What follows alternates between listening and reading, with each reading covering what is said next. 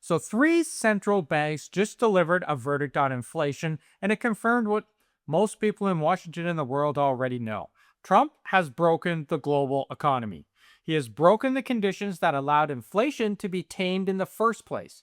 And Australia, Norway, and New Zealand all moved in the same week to prove it.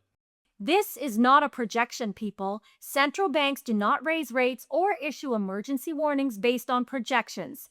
They move on data, and the data coming out of three of Canada's closest economic peers is pointing in one direction. The inflation fight is not over. It was interrupted by a brief window of stability, and that window just closed. So today we're going to show you exactly what Australia and Norway reveal, what it means for the Bank of Canada's next move, and why Canada, despite being squeezed on both sides right now, is in a stronger position than the United States to get through this. The verdict is already in. The question now is whether Canada acts on it before the second wave hits or waits and pays the price. So let's start with the evidence, because that's always a good place to start. On May 5th, the Reserve Bank of Australia raised the cash rate by 25 basis points, or 1/4 of a percentage point, to 4.35%. It was Australia's third rate hike of the year. The reason? Fuel costs tied to Middle East conflict are not falling. Services inflation is not dropping. And Australia's central bank made a decision.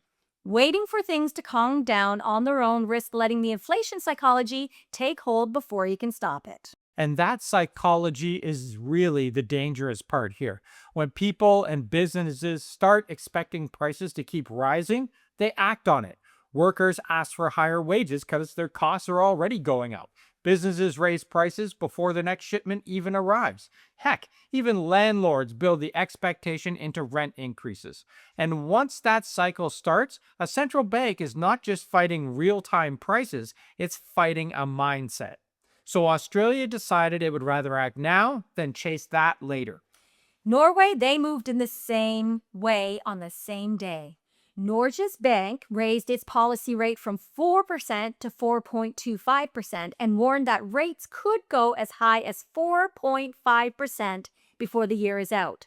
The language it used was this: substantial uncertainty, which in central bank communication is a signal, not a hedge. Yeah, Norway matters to Canada in a really specific way as well. It's a smaller, advanced economy like ours. It exports energy. It's deeply integrated into global bond markets and trade. It is not the United States or Germany. It's much closer to Canada's economic weight and our risk profile. So when Norway's central bank says it sees energy-driven inflation as a persistent risk, well, that's Canada seeing its own reflection. And then there's New Zealand. It held its official cash rate at 2.25% on April 8th, but it also said that it was ready to act decisively if inflation does not return on target. That is not a relaxed hold. They're just literally a central bank navigating geopolitical waters with one hand on the brake. So you have three comparable economies: Australia tightening, Norway tightening, New Zealand holding but signaling readiness. The direction here, it's obvious. Now, here's the layer that makes this more dangerous, and more specifically dangerous because of decisions being made in Washington. Trump's tariff policies are inflationary by design. When you tax imports, prices go up on those imports. That's just the mechanism. And once that mechanism is in gear, it tends to spread. For example, if Canadian steel costs more to import into the United States, American manufacturers pay more to build their products. Those costs move to buyers. So when American goods cost more to produce, the ripple travels through supply chains that Canada is connected to. We absorb some of that pressure whether we want to or not. So Canada's unemployment rate rose to 6.9% in April. Trade uncertainty is already landing on Canadian workers and in Canadian businesses. So this is all happening right now. So the Bank of Canada is now dealing with something that is really difficult to navigate. On one side, you have inflation pressure from oil costs from the war in Iran and global instability. But on the other hand, you have parts of the Canadian economy that are already slowing because of trade disruption. Those two things do not normally arrive at the same time.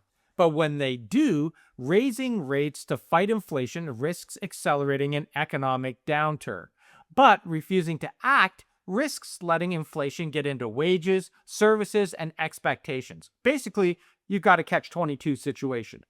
And we also have to remember that this is not the same scenario of Canada in 2022.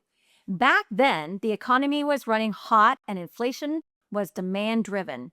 Too much spending chasing too little supply. The Bank of Canada raised rates and it worked then. What is arriving now is different. It's energy driven, tariff amplified, and hitting while parts of the economy are already under pressure. And here's the part that gets overlooked a lot when most people talk about inflation. Canada is not just a victim of these forces. Compared to the United States, Canada has a genuine strategic edge in this environment, and the gap is wider than it has been in years. Listen, Canada is a net energy exporter.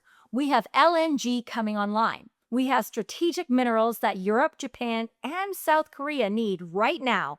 And Canada has been building trade relationships that are not subject to the kind of political volatility that is making the United States a risk factor for its own allies. The Norway-like Canada Strong Fund that Carney announced, anchoring Canadian economic cooperation into the same sovereign wealth framework that Norway has built over decades, was a direct signal to global investors. Canada is stable, Canada is credible, and Canada is not governed by whoever's having a bad morning on social media.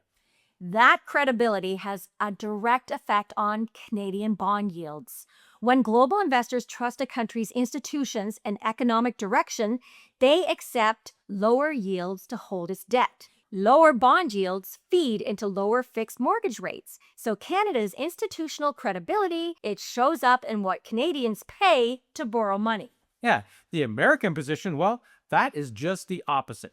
The Federal Reserve is facing political pressure from the White House that Canada's Bank of Canada simply doesn't face.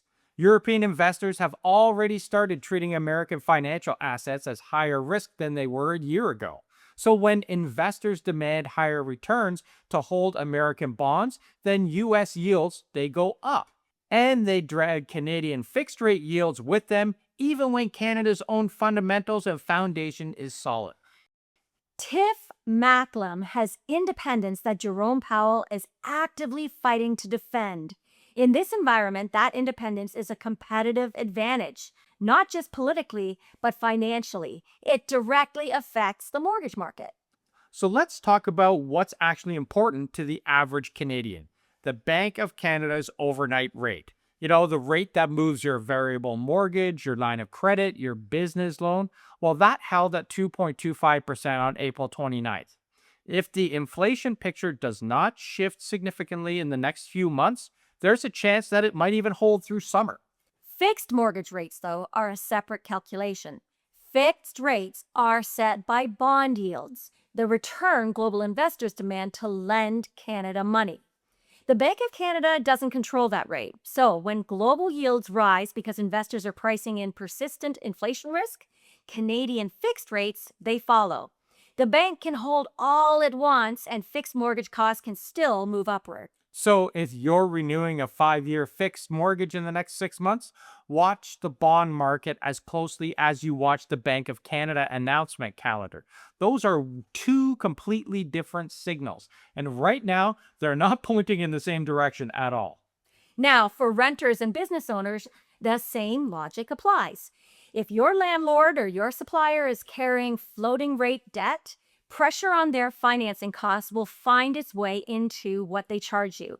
Now, this doesn't stay sealed inside the mortgage market only. No, the broader reality here is this. The era of near zero interest rates was the exception, not the default state of the global economy. And what's happening now? Conflict-driven energy costs, fragmented supply chains, tariff-induced trade disruption. Well, it is a combination that does not go away quickly.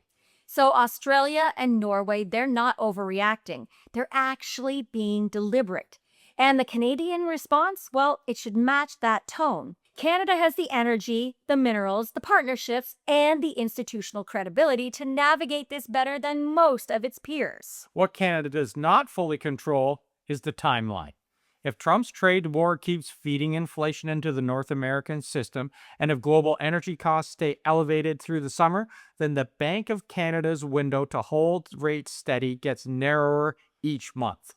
The second wave of the inflation fight is not something that will be coming in the future. Heck, Australia and Norway already confirmed it's already here.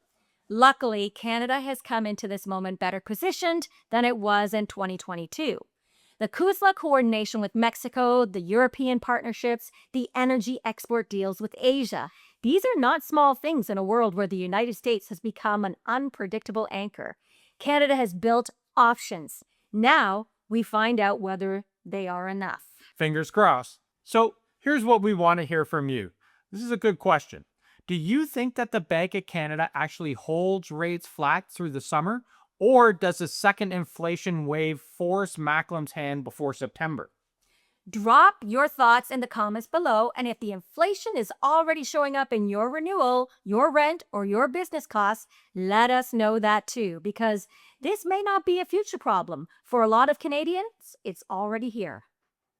So before we go, a lot of people have been asking how they can help support our channel. Well, the best way is to give it a like, share it with your friends, and hype the video. That's the first and easiest thing you can do. And if you want to help support the channel monetarily, you can always join the A-Team or check out the merch store down in the pinned comment below. So thanks for asking, everyone, and thanks for watching. And we will see you tomorrow because you know what? We're here every day. Ciao for now.